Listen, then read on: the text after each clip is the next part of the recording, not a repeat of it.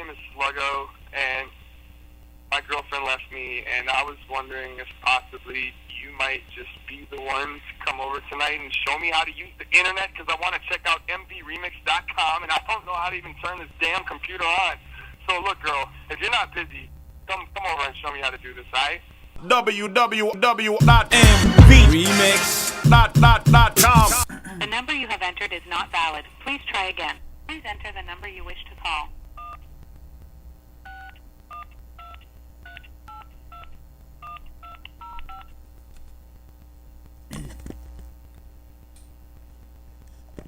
You have 62 minutes.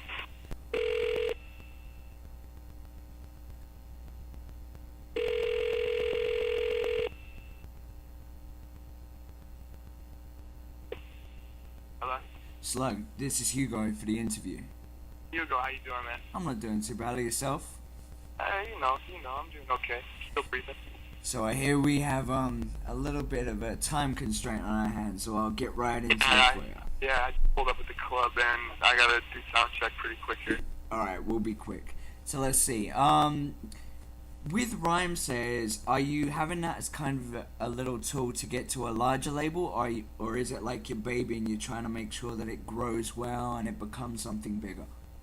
I mean, like, I'm touring because I got a new record and because I like to tour, but I am bringing other Rhymestare artists out because it's become like a doorway for me now that I've been able to get out there and be able to hit to different communities. It's like a way for me to introduce the rest of my brethren to my fans. But, I mean, no, we're not touring to try and get on a larger label. Okay. At all. Like, that's not really my interest. Like, if somebody, makes me a stupid offer that I can't turn down, I'm sure I, would give it some thought, but I'm not, and I will never put any work into attempting to be on a larger label. If it happens, I got to do it, like, without even having to work on it. So what's your view on your audience? What are your thoughts? Yeah. I mean, I think it's probably, I guess sociologically speaking, it's the same as my view on life or on just, the population in general. Like, most of them are probably just as either lost or confused or found or focused as I am on any given day. Yeah. The boys, I want them to buy the CDs and play them for their girls. The girls, I want them to just, make out with me. Just like everybody else. Whoa, I can understand that. Have you experimented much with drugs? Not as of lately. As a kid, I, did a few things, but I've never sniffed anything in my life. I've never done cocaine or speed or meth or any of that kind of shit. But in high school, I think I swallowed acid a couple of times, did mushrooms a couple of times, but I outgrew that. And once I had a kid, I just didn't really even want to experiment too much. Now, I did try ecstasy a few times over the last couple of years, but I wouldn't really suggest it to anybody. That shit was so fun that I have to respect the power. I could see why so many people get caught up doing that shit a lot because it's just that fun. So anything that's that fun, you gotta just take for granted that there's a trade-off there. You're giving up something in order to have that much fun, and I just don't know if I'm prepared to give up anything to have that much fun. I'm not really into having a lot of fun. I kind of like to be moody and brooding and pissed off and whatnot. So why haven't you caved in and left Minneapolis for Chicago or New York? Oh, because, I mean, most of all, just because my family is in Minneapolis, I grew up there, my mom, my brothers, and I have a son there that lives with his mother. I'm not really trying to leave my family. I love hip-hop, but I love my family more. Yeah. And also, I never really felt like, if you can't do it in your own city, if you can't accomplish your goals with the people who you grew up with or worked with, what makes you think you're going to be able to go into some alien scene and network your way? That just seems so, I don't know, it seems so strategic that I don't really believe in the truth behind it. It's like, I've never really been one of those guys that thought, well, if I lived in New York, let's face it, I live in a city where maybe I'm one of 300 rappers.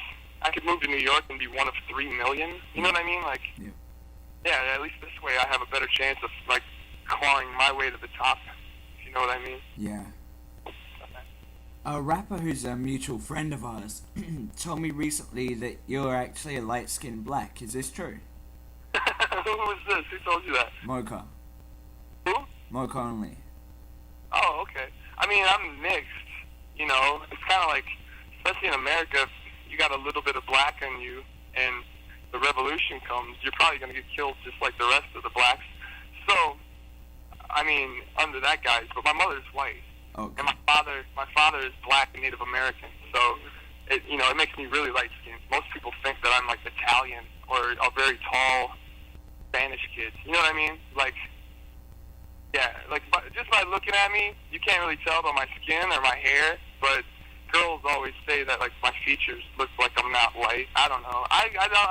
You know what? Let's not talk about that kind of stuff. Okay. Have disgruntled fans ever poured or thrown salt on you thinking you were really a slug, and did you react to it? Wait, say it again? Have disgruntled fans ever poured or thrown salt on you thinking you really were a slug? No, never. Whoa, that's a big, big shame. What kind of car do you talk about on Free or Dead?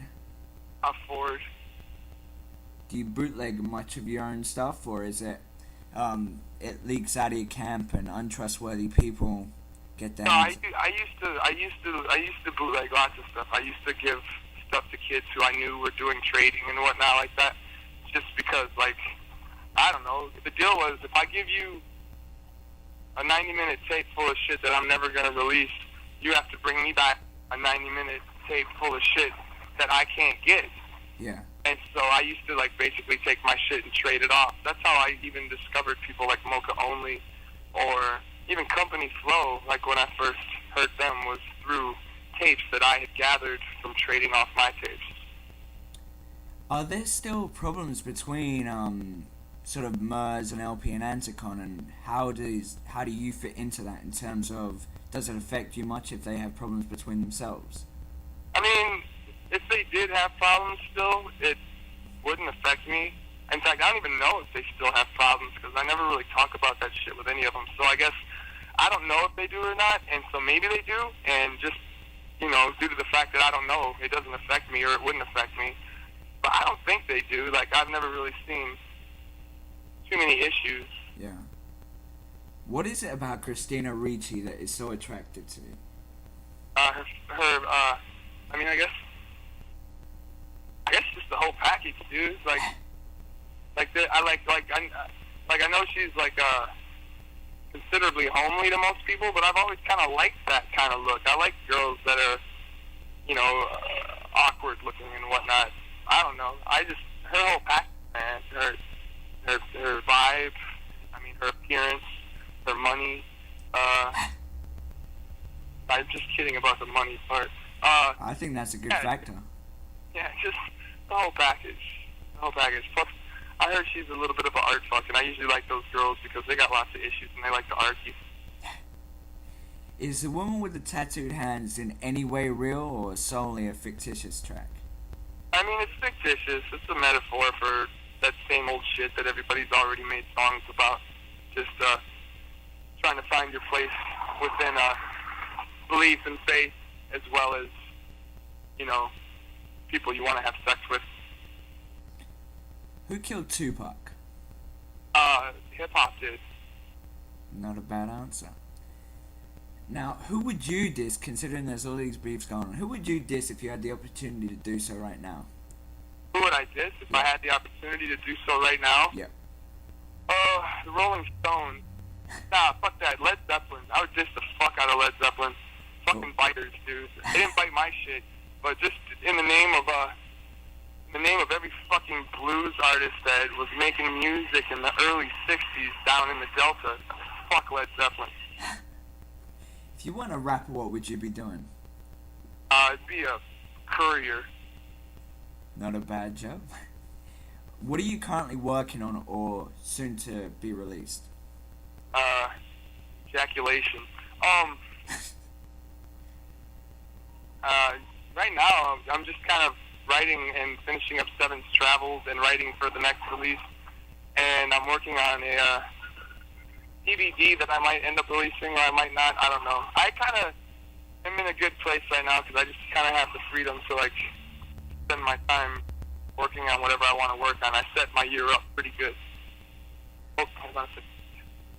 Go ahead. I'm sorry. I'm back. So what exactly is the Christina Ricci tribute album?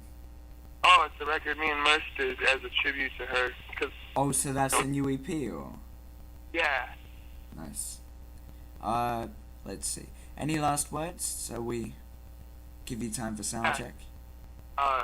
Please brush your teeth before you attempt to kiss me.